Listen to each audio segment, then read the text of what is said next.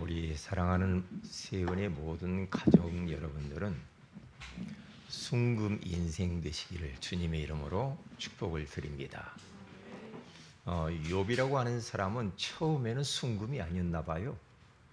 그러나 하나님께서 이런저런 과정들을 통과시켜 가면서 그를 99.999%의 순금 인생으로, 순금 믿음으로 그를 변화시킨 줄로 믿습니다. 참 감사하죠. 순금이 아니면 결국에는 시간이 지나면 그 금이요, 불순물이 좀 있는 금은요 변한답니다. 그리고 녹이 슬어요. 우리 14K, 24K 뭐 이런 거 있잖아요. 그건 순금이 아니거든요. 값이 어때요? 좀 아무래도 떨어지죠. 그렇죠? 하나님이 우리들을 딱 볼 때 사랑하는 아무개야, 아무개야, 내가 너를 보니 순금 인생이구나 라고 인정하시기를 주님의 이름으로 축복을 드립니다. 자, 그러면 오늘은 욥에 대하여서 관찰하며 우리가 함께 은혜를 나눠보기를 원하는데요. 욥기 1장에 가서 보면은 어느 날 이 사탄이 하나님 앞에 딱 나타납니다. 그러면서 하나님께서 욥을 자랑해요. 야, 네가 지금 여러 군데 돌아다녀 봤냐? 욥같이 믿음 좋은 사람 없어. 가 잘 봐봐. 그는 하나님을 온전히 섬기고 정직하여 하나님을 경외하면서 악에서 떠난 이 욥은 세상에 없어. 그렇게 말을 하면서 하나님이 욥에게 이렇게 자랑을 하듯이 이야기했어요. 그때에 요 사탄이 턱 말하기를, 하나님, 어찌 까닭이 없겠습니까? 어찌 이유가 없겠어요? 욥이 저렇게 그런 믿음이 있다고 그러는데 하나님이 복 줬으니까 그런 거 아니요. 하나님이 뭔가 형통케 했으니까 이 욥이 저렇게 하나님을 잘 경외하면서 섬기지. 저기 하나님이 한번 복 안 줘 보세요. 그리고 저 소유물을 다 가져가 보세요. 아마 욥도 하나님 떠날 거예요. 에? 그렇게 말을 했어요. 그때 하나님이 약간 조금 열받으셔가지고, 야 이놈 자식아, 그래? 그러면 네가 욥을 한번 시험을 해봐라. 응? 욥을 한번 쳐봐. 그렇게 말을 한 거예요. 그래서 하나님이 허락합니다. 그래 이제 욥을 모든 가지고 있는 소유물들을 다 쳐서 빼앗아가죠. 심지어는 10명의 자녀를 싹 죽여버리고 데려갑니다. 그러니까 참 혹독한 시험이죠. 얼마나 힘들었을까요? 그런데 이러한 시련 가운데 욥이라고 하는 사람이 얼마나 믿음이 돈독한지 그가 신앙 고백을 탁 하는데요. 욥기서 1장 20절에서 22절에 가서 보면은 그가요 겉옷을 쫙 찢어요. 그리고 머리를 밀어버려요. 머리를 밀 때는 이럴 때 밀어야 돼요. 이럴 때. 그러면서 하나님 앞에 무릎을 꿇고 탁 엎드립니다. 그러면서 하나님을 예배했다. 그렇게 말을 해요. 참 대단하죠. 여러분 만약에 여러분에게 있는 소유물이 하나님이 싹 가져갔다. 그럼 어떻게 하겠습니까?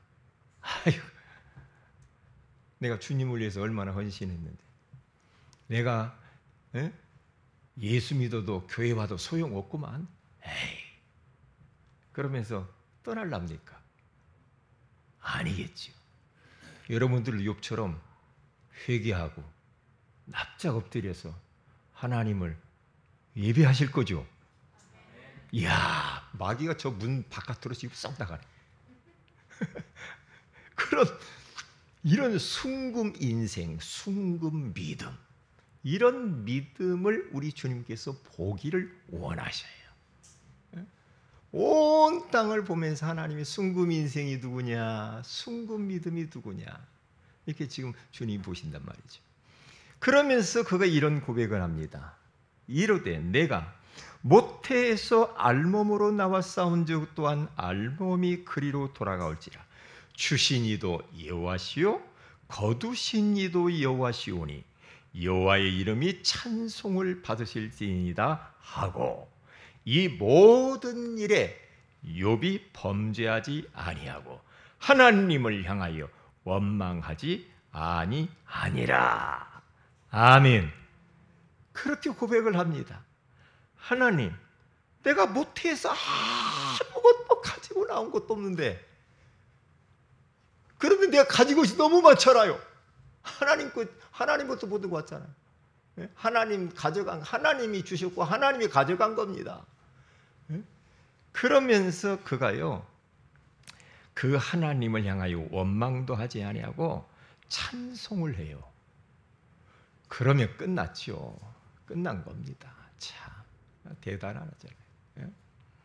아이고, 목사님이 교회 와서 예배드리고 하면 뭐 만사형통한다고도 많아. 와 보니까 별것도 없고 뭐 옛날이나 똑같은 것 같고. 순금 인생 되어 보세요. 여러분들이 기도의 응답이 더디다 그러면 아직도 내가 순금 인생이 덜 됐어. 그 응답 받는 과정이 필요해. 그렇게 하셔야 돼요. 그래서 우리들은 응답이나 모든 문제 가운데에서 그런 것들을, 그런 현실을 바라보면서 당연한 거야, 이렇게 생각하면 돼요. 올 것이 왔구나, 당연해. 당연성. 그리고 뿐만 아니라 왜 이러한 문제 속에서 내가 이렇게 힘들게 살지? 그것은 필연적인 거야. 하나님이 나에게 꼭 필요하니까 그런 문제를 허락한 거야. 필연성. 이걸 깨달으면 돼요. 그리고 한 가지 더 나아가서 우리가 이런저런 문제가 당면에 여러 가지 문제가 있을 때 그 문제는 문제로 끝나지 아니하고 거기에 하나님의 계획이 들어있는 거거든요. 하나님의 목적이 그 속에 뭐가 있지? 하나님이 의도하는 바가 도대체 뭐냐? 하나님의 절대성, 하나님의 절대 계획을 찾아내는 게 중요하지, 그냥 막연하게 당하고만 있으면 안 되지. 그렇죠? 이건 나에게 당연하게 오는 거야. 꼭 필요해, 나에게. 그러나 그걸로 끝나지 않아. 거기에는 하나님의 선하신 계획이 들어있는 거야. 그 계획을 발견하기만 하면 되는 줄로 믿습니다. 그러면 아무 문제가 없거든요. 자, 첫째로 한번 보십시다. 욥의 인생입니다. 우리들도 마찬가지죠. 욥이 하루아침에 자기의 가진 재산 다 날라갔어요. 10명의 자녀가 싹 죽어버렸어요. 하나님을 그렇게 잘 섬긴 사람인데 어떻게 이런 일들이 벌어질 수가 있을까요? 응? 어떻게 이런 일이 벌어질 수가 있겠냐 이 말이에요. 그래서 또 건강도 나중에는 잃어버리고 부인도 떠나버리고 친구들은 막 조롱을 합니다. 욥에게 있어서 이러한 단련하는 시간표가 꼭 필요했다라는 것입니다. 단련되는 시간표. 그래서 오늘 성경 본문 욥기서 23장 10절 상반절에 가서 보면은 뭐라고 말씀하느냐? 그러나 내가 가는 길을 그가 아시나니 그랬습니다. 내가 가는 길을 그가, 하나님이 아신다라고 그렇게 딱 말을 하잖아요. 그러면 끝난 거죠. 우리 성도들의 모든 형편과 처지, 아픔, 시련, 그런 문제들을 우리 하나님께서 다 아시는 줄로 믿습니다. 하나님이 몰라주면은요 얼마나 답답해요. 옆에서 알아주는 사람이 아무도 없어. 그럴 때 얼마나 힘들겠어요. 그런데 하나님이 아신대요. 하나님이. 그러면서 그가 나를 단련하신 후에는 그렇게 말을 하잖아요. 그가 나를 단련한대요. 다시 말하면 하나님이 나를 단련, 연단, 훈련시키는 시간표가 반드시 있다라는 겁니다. 잊어버리면 안 됩니다. 왜냐? 우리는 모두가 다 창세기 3장 출신이고요. 우리 안에 순금이 아닌 뭔가 금은 금인데 불순물들이 많이 끼어 있는 그런 섞인 그런 인생이라 이 말이에요. 그러면 이것을 하나님이 불순물을 제거해야 되는데 하나님이 불순물을 우리 제거하기 위해서 도구로 쓰는 게 있습니다. 그 도구가 시험, 시련, 문제, 위기 이런 것들입니다. 그것을 통해서 우리 하나님께서는 우리를 연단해요. 하나님이 저를 볼 때도요. 제 안에 불순물이 너무 많거든요. 염려하는 거, 때로는 불신앙도 하고 그럴 때가 있어요. 내가 너무나 어떤 때는 내가 너무 강해. 이런 것들. 그런 거 있죠. 내가 좀 남에게 시기하고 하는 이런 것들만. 여러 가지 저에게 불순물들이 너무 많아. 그런데 이게 잘 안 빠지거든. 안 빠지는데 어떻게 하나님이 다루는가? 하나님이 어려움을 통해서 그것을 빼내는 작업을 합니다. 하나님이 사용하는 도구가 어려운 시험, 시련입니다. 왜? 이런 것을 딱 하나님이 가지고 나를 이렇게 딱딱 건드리면 정신이 들거든요. 깨닫게 돼요. 그러면서 그런 부분들이 하나씩 불순물들이 빠져나가더라고. 이게요. 그래서 여러분 혹시 어려움이 있습니까? 그게 축복이고요. 내가 순금으로 가는 하나의 과정이고요. 그러니까 그때에 우리가 속으면 안 됩니다. 감사해야 됩니다. 어떤 감사? 역감사를 해버립니다. 선불 감사를 해버려야 돼요. 그러면서 욥처럼 하나님 앞에 납작 엎드려서 감사 찬송하면서 그 하나님을 경배하면 되는 겁니다. 그러면 그때야 하나님이 우리의 응답으로 다가오는 것들이 있어요. 응답을 하나님이 지연시킬 때는 이유가 있거든요. 응답이 잘 안 되죠. 안 될 때는. 왜 그래요? 응답 이걸 주면은 하나님 보실 때는 아니야. 아직은 아니야. 아니야. 그래서 야고보서 1장 2절에서 4절에 가서 보면은 내 형제들아 너희가 여러 가지 시험을 당하거든 온전히 기쁘게 여기라. 시험을 만났는가? 지금 너무나 힘드는가? 그때 어떻게 해야 되는가?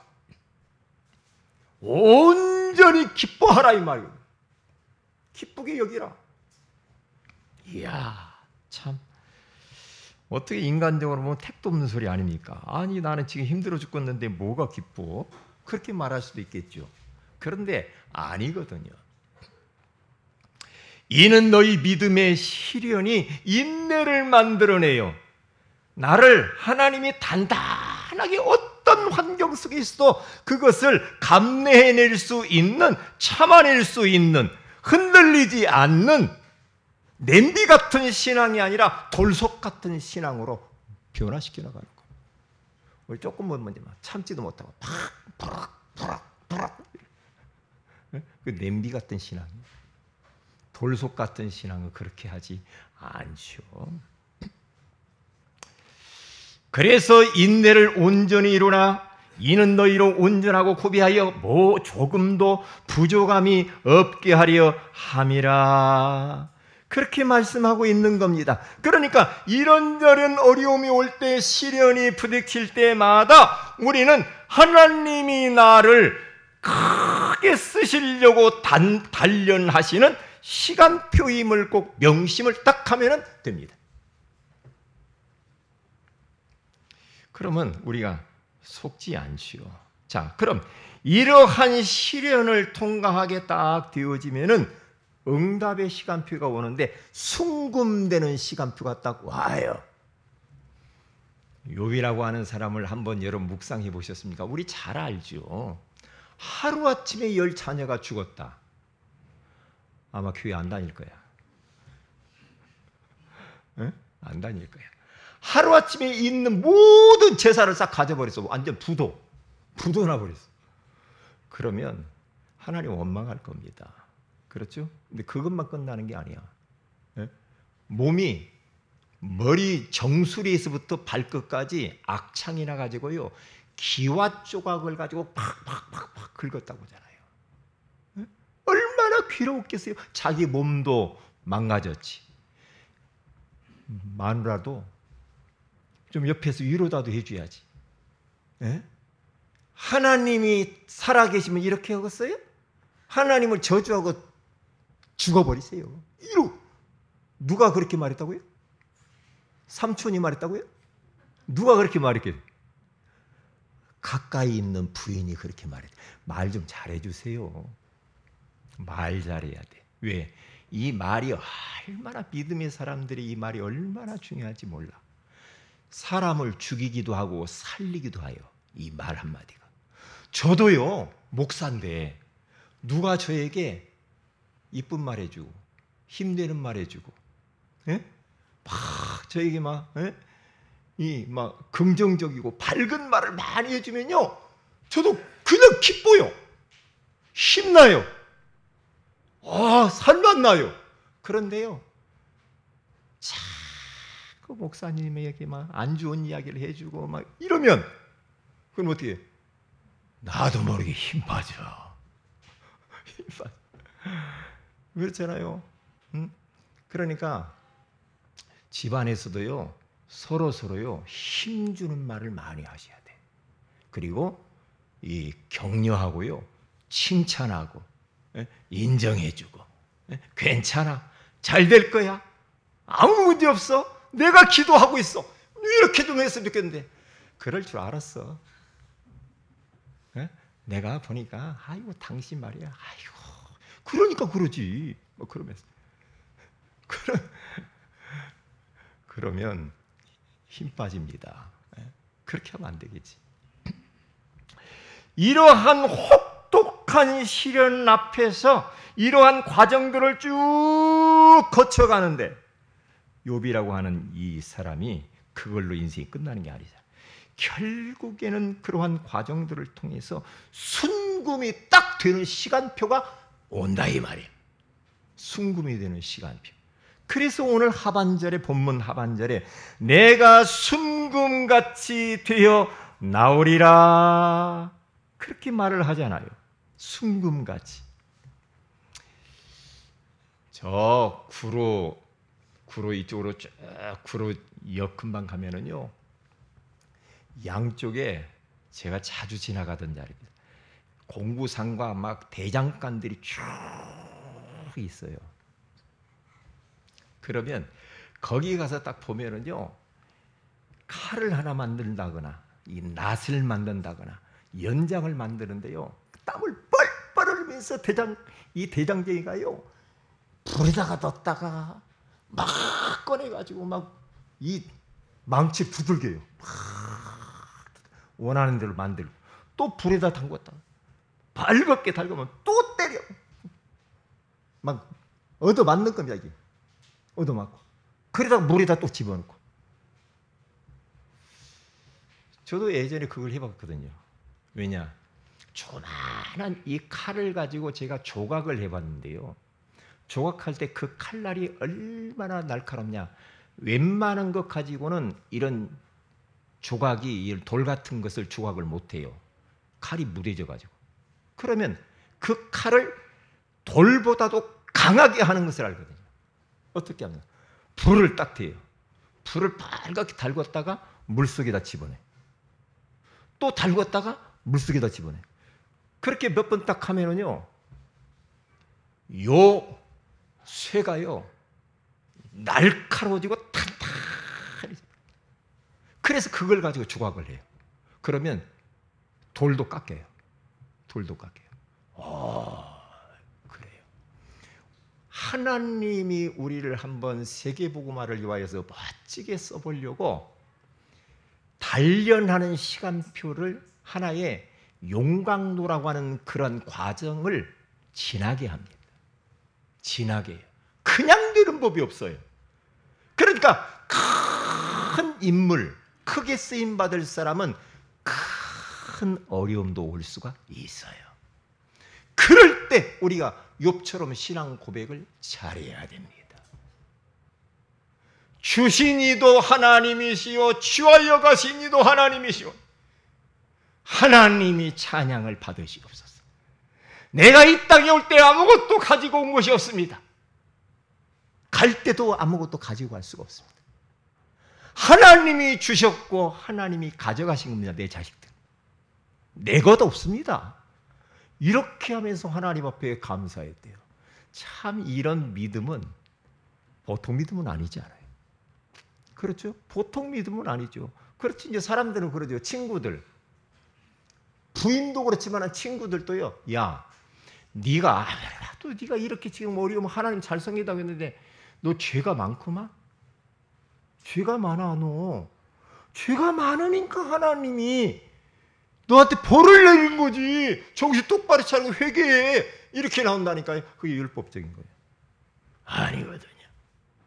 우리들이 말 잘해야 돼. 막 누가 막 어려움이 왔다.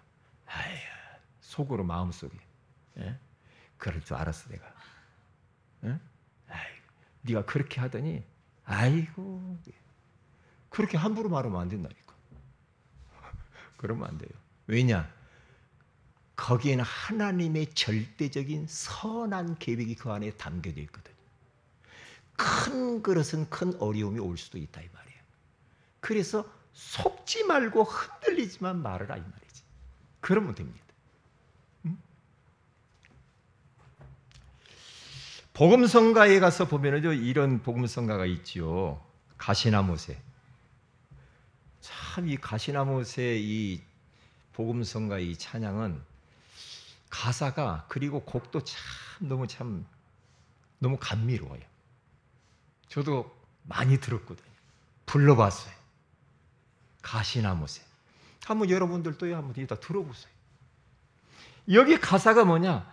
내 속에 내가 너무도 많아. 내 안에 내 속에 내가 너무나 많대요. 내가 내 인생의 주인이라. 에? 오직 나. 당신의 쉴 곳 없네. 예수님이 쉴 곳이 없어. 내 안에 내가 너무 많은 것들로 막 가득 차가지고 세상 거, 육신적인 거, 영적 문제 막 이런 것들로 가득 차가지고 주님이 내 안에 모셔 들어왔는데 그분이 주인이 돼야 되는데 그분이 어디 한쪽 구석에 쉴 곳이 없디야. 구석에 가서 계시고 내가 완전히 주인 노릇하고 내 속엔 헛된 바램들로 당신의 편할 곳이 없네. 헛된 거, 세상적인 거, 육신적인 걸로 가득 차가지고 우리 주님이 내 속에서 편안할 날이 없디야. 이 가사가 참 그렇잖아요. 내 속엔 내가 어쩔 수 없는 어두움, 당신의 쉴 자리를 빼앗아 버렸다 이거죠. 주님이 쉴 자리를 내가 다 빼앗아 버렸어. 다 빼앗아. 내가 세상 것들로 너무 가득 찼다는 거죠. 고집, 욕심, 쾌락, 그렇죠? 여러 가지 막 동기들,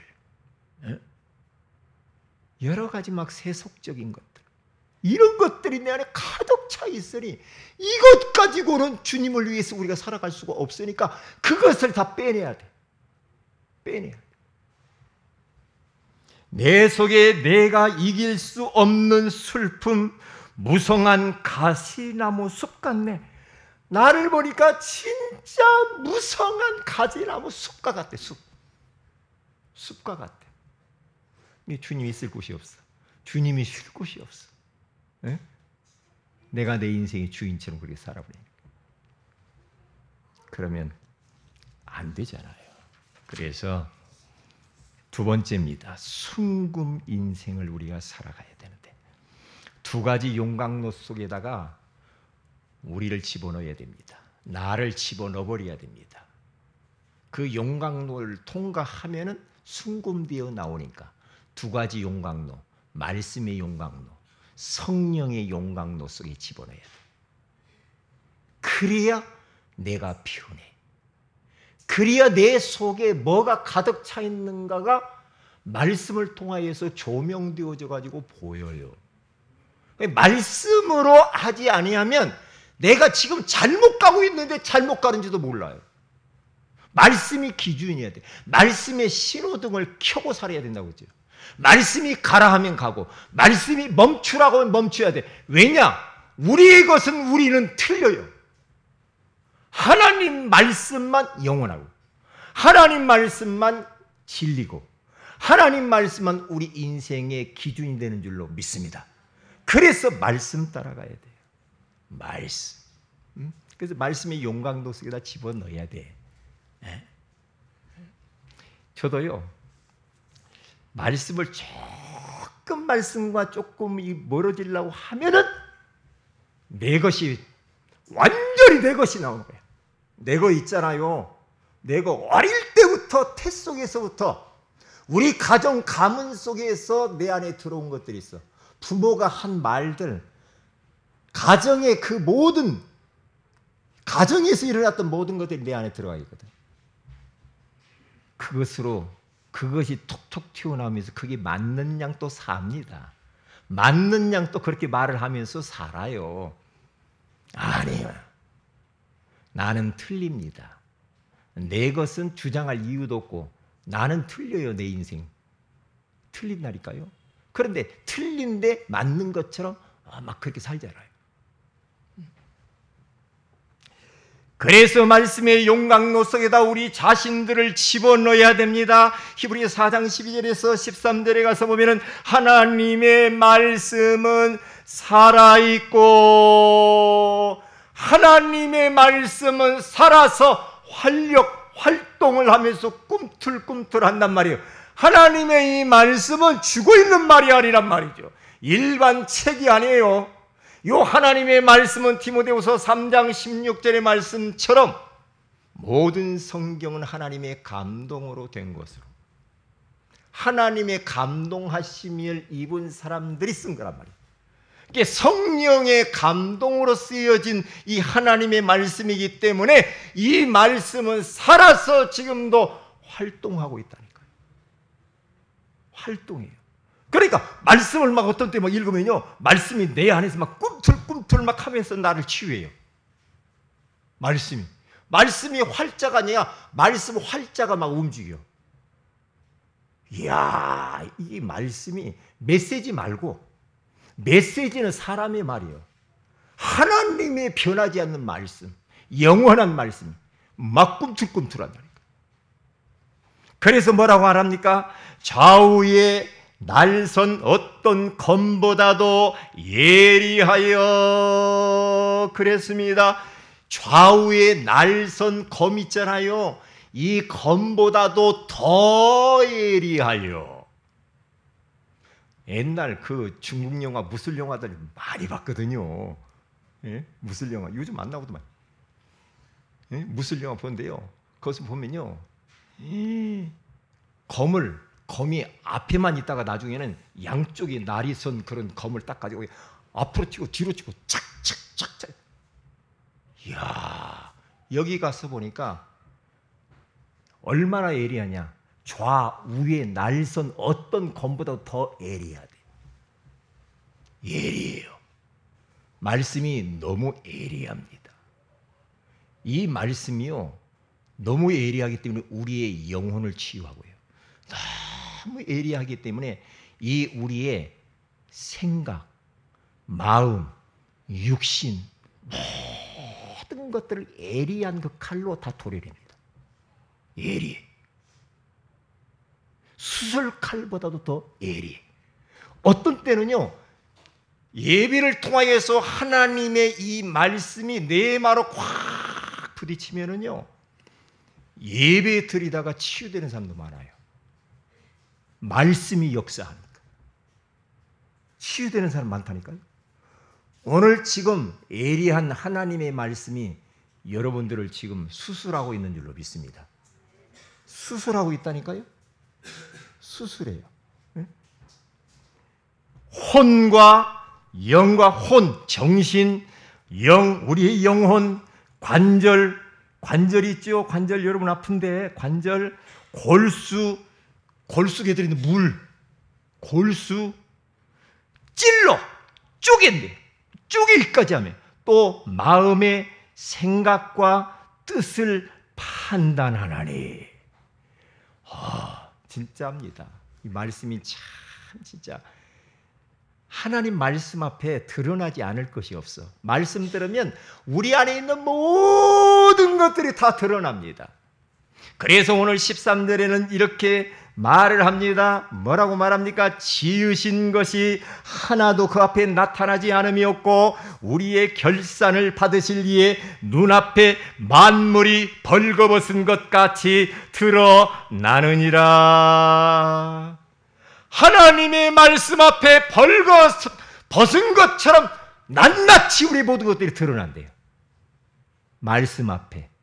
그래서 우리는 말씀 앞에 서야 돼. 말씀 앞에. 응? 그래서 여러분과 저는 항상 잊어버리지 말아야 됩니다. 첫사람 아담과 하와가 하나님의 말씀의 용광로 속에 늘 묵상하고 집중하고 말씀 붙들고 살았으면은 죄를 범하지 않았을 텐데 말씀을 너무나도 희미하게 놓쳐버렸어요. 그러니까 결국에는 선악을 알게 한 나무를 따먹어 버리잖아요. 그 모든 문제가 오잖아요. 그렇죠? 그래서 우리들은 어떻게 됩니까? 강단 말씀에 집중해야 됩니다. 강단에서 오늘 또 일주일 동안 내가 붙들고 말씀 성취를 경험하고 응답받을 말씀을 오늘 내가 받아야 되는데 기도하면서 말씀을 그래서 받아야 됩니다. 주님이여 여호와여 말씀하시옵소서 주의 종이 듣겠나이다. 그러면서 아멘 아멘 하나님 오늘 나에게 말씀을 주셔야 됩니다. 내가 한 주간 동안 이 험난한 세상 속에서 하루하루 어떻게 어떤 일이 벌어질는지 모르는데 하나님 오늘 나에게 말씀을 주셔야 말씀 주셔야 되겠습니다. 이런 마음을 가지고 말씀을 우리는 사모하면서 말씀을 받아야 됩니다. 그래서 우리는 구원의 길에 집중도 하고요. 그리고 또한 사모놀에 집중해야 됩니다. 매일매일 아버지 하나님 앞에 나아가서 새벽에 주님을 바라보면서 우리가 말씀을 자꾸만 집중해야 돼요. 규칙적으로 성경을 읽으면서 성경을 암송하면서 그리고 말씀 운동 속에 있어야 돼요. 내가 말씀 운동하면서 거기에 가서 가르치든지 내가 말씀 운동하는 곳에 참여하든지 계속 이 말씀 속에 우리가 이게 용광로 속에 들어가야 됩니다. 그래서 여러분들이 가정에서 가정 예배 드리는 것이 얼마나 중요한지 몰라요. 그렇죠? 가정 예배 드리는 거하고 안 드리는 거하고 또 다르잖아요. 가족들과 함께 좀 따분하지만은 그래도 예배를 드리면서 말씀을 묵상을 해야만이 그게 바로 말씀의 용광로 속으로 우리가 들어가는 시간이라 이 말이. 그러면 우리가 변화돼요. 우리가 치유가 일어나요. 그렇죠? 순금 인생 되는 지름길, 말씀의 용광로 속에 들어가야 되고, 그리고 또한 교회 안의 훈련과 또한 본부에서 하는 훈련과 그런 훈련 속으로 계속 말씀의 용광로 속으로 계속 들어가는 겁니다. 그리고 핵심 벌써 보세요.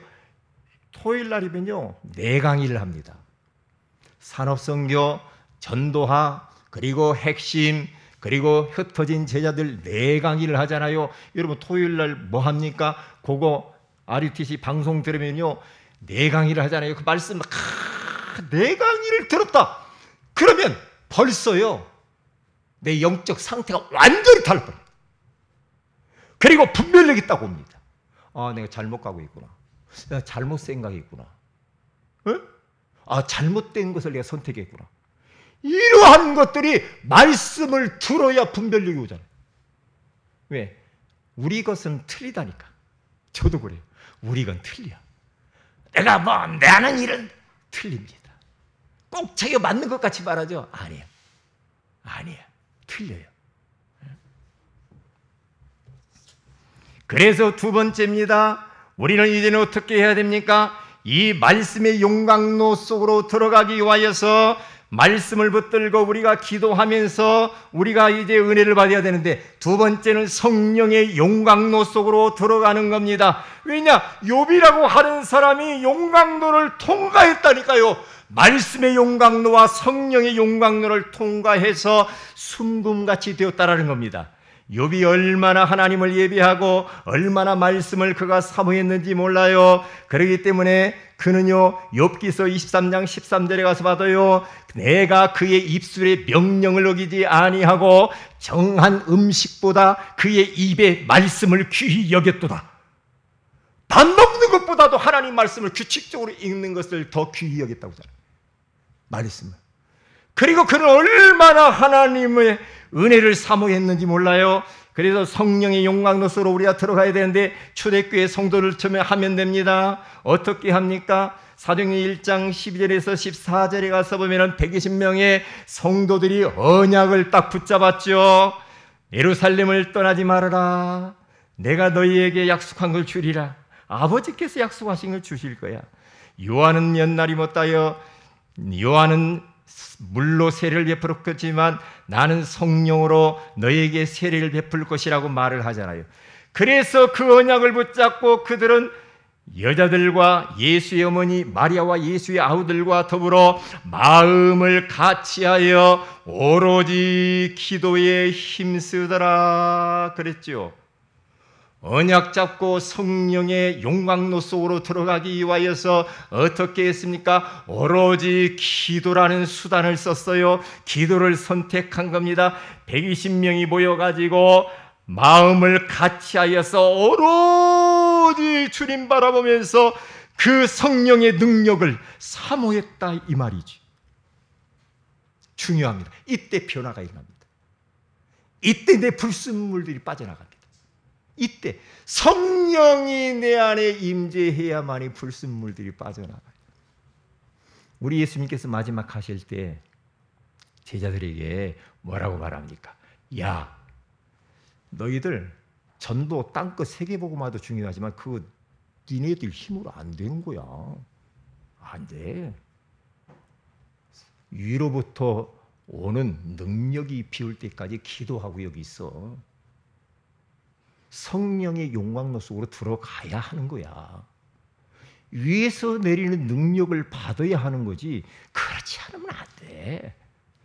그렇게 지금 예수님이 마지막 가시면 그렇게 말씀하신 거예요.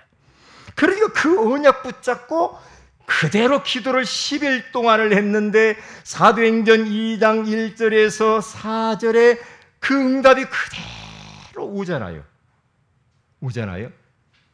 여러분, 베드로가 마태복음 16장 16절에 신앙 고백을 하잖아요.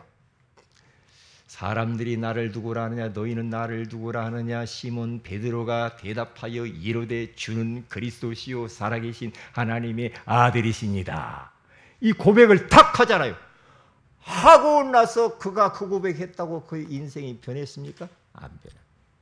그런다고 그 속에 쪄들어 있는 그 불순물이 빠져나왔냐면 안 됩니다. 왜요? 그 다음에 23절, 16장 23절에 가서 보니까 사탄이 되어버려요. 사단이 되어버려요. 내가 이제 십자가를 지고 죽을 거다. 그러니까 베드로가 인간적인 육신적인 생각으로 뭐라고 말합니까? 아이고 예수님 절대 그런 일만 그런 일은 주님께 일어나지 않을 거예요. 그런 말씀하지 마세요. 이때 예수님께서 베드로를 향하여서 사탄아 물러가라. 네가 하나님의 일을 생각하지 않냐고 어떻게 사람의 일을 생각하느냐? 그러면서 베드로가 갑자기 사탄이 되어버립니다. 근데 베드로가 사탄입니까? 그 속에 사단에게 걸려서 속은 거예요. 예? 아직 그 고백을 했다고 해서 그가 인생이 변화된 것도 아니고 주님 앞에 쓰임받을 수가 없습니다. 그래서 이제 제자들과 같이 팀사해가지고 저 갈릴리 바다 호숫가에 가가지고 이제 그물을 치면서 고기를 잡죠. 그런데요, 거기에 부활하신 주님이 쫙 나타나가지고 요한의 아들 시몬아, 네가 나를 이 사람들보다 나를 더 사랑하느냐 하고서 3번이나 사랑하냐고 묻잖아요. 이때에 베드로가 사랑합니다, 사랑합니다, 사랑. 부활하신 주님을 만났다고 변한 것도 아니에요. 언제 변합니까? 그가 마가다락방에 와서 돌아와서 언약 잡고 기도해서 성령의 용광로 속으로 들어갔을 때 위로부터 내려오는 바람 같은 성령, 불 같은 성령이 그에게 충만하게 임재하고 난 이후부터 베드로가 변합니다. 변합니다. 그래서 하루 3번씩 성전에 올라가서 계속 기도하십니다. 얼마나 성령 충만했으면 말이에요. 얼굴이 막 술 취한 것처럼 뻘건했다고 그래요. 그러면서 그때부터 하나님이 베드로를 쓰시기 시작하는데요. 복음을 위하여서 전에는 도망가 버리잖아요. 죽을까 봐 무서워가지고. 죽어도 좋다 이렇게 나왔어요. 그러면서 사도행전 4장 12절에 가서 보면 뭐라고 말합니까? 다른 이로서는 구원을 받을 수 없는 법정에서 천하 사람들 중에 구원받을 만한 다른 이름을 우리에게 주신 적이 없습니다. 없어. 안전뱅이를 향하여서 베드로가 달라졌습니다. 안전뱅이를 향하여서 전에 같으면은 떡이나 주고 뭐 먹을 거이나 주고 그런데 그렇게 하지 않죠. 인생이 완전히 답이 나버렸어. 은혜 받고 성령의 능력을 받고 변해버렸어. 뭐라고 말합니까? 은과 금은 내게 있거니와 내게 없거니와 내게 있는 것으로 내게 주느니 곧 나사렛 예수 그리스도의 이름으로 일어나 걸으라. 그래서 손을 잡고 일으키니까 그 안전뱅이가 벌떡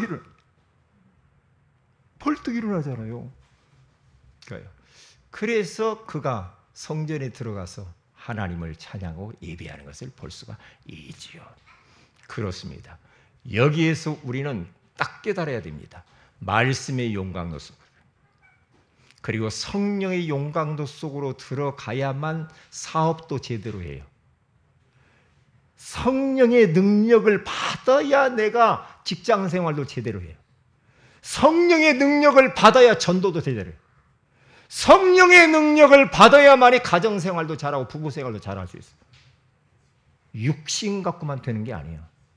안 된다니까요. 성령의 능력을 받아야 인간관계도 잘할 수 있어요.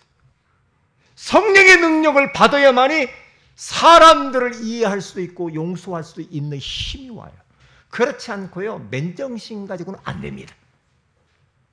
안 됩니다.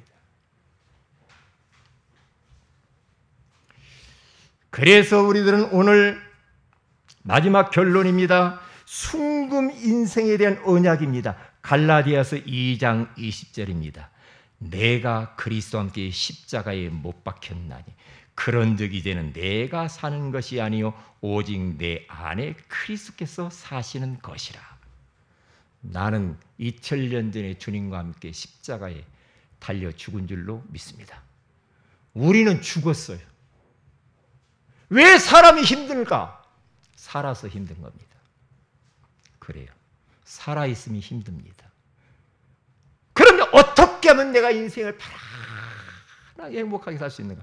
내가 죽어버리면 됩니다. 여러분, 시체가요. 시체가 죽어있는 시체는요 꼬집어도 팔을 틀어도 아프다는 소리도 안 해. 죽어서 그래. 그런데 덜 죽었어. 막 팔을 꺾고